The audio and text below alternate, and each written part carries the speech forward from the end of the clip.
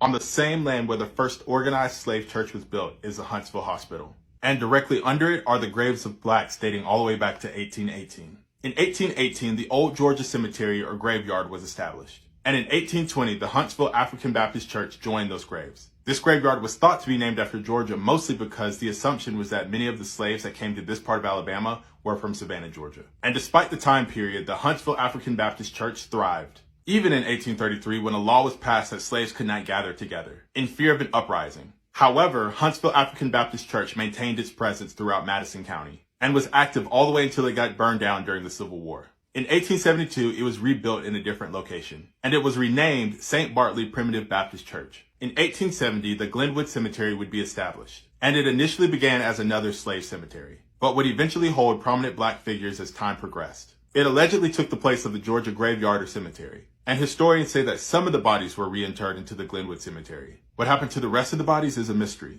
and a mystery most likely means what you think it might.